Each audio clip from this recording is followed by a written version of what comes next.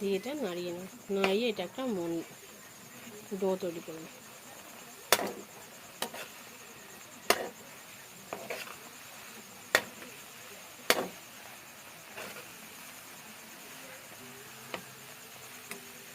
এরকম মন্ডের মতো করে আমি এটা নামিয়ে নিয়েছি, একটু ঠান্ডা হতে দেবো।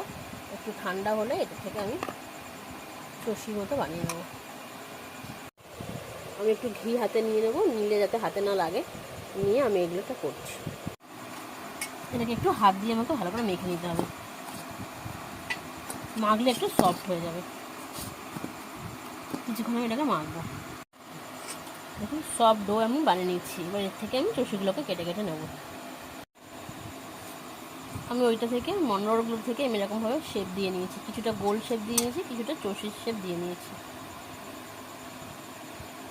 গ্যাস জ্বালিয়ে আমি প্যান বসিয়ে দিয়েছি, এবার মধ্যে দিয়ে দেবো একটু ঘি।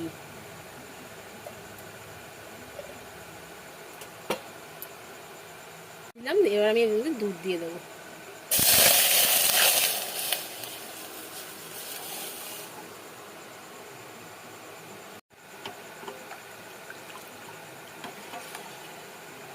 দুধটা একটু ভালো করে ফুটতে দেবো।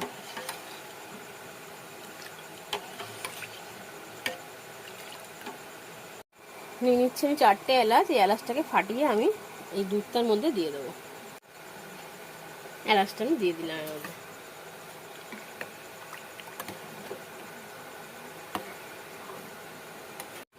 দুধটা ভালো ফুটে উঠেছে, আমি এবার এগুলোকে দিয়ে দেবো।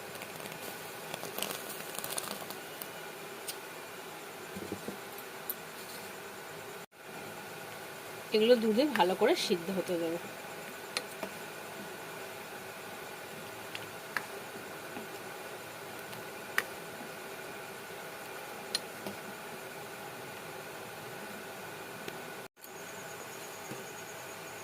এগুলো এখন একটু সিদ্ধ হচ্ছে। সবগুলো যখন উপরে উঠে আসবে তখন ভাববো সব সিদ্ধ হয়ে গেছে, তারপর আমি মিষ্টিটা দেবো।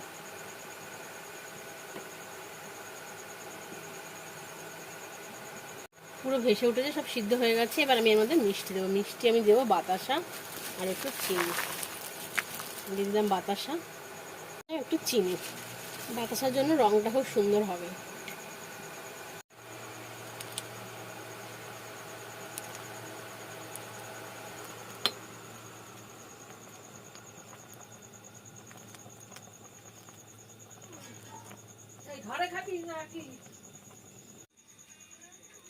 এটা আমার কমপ্লিট।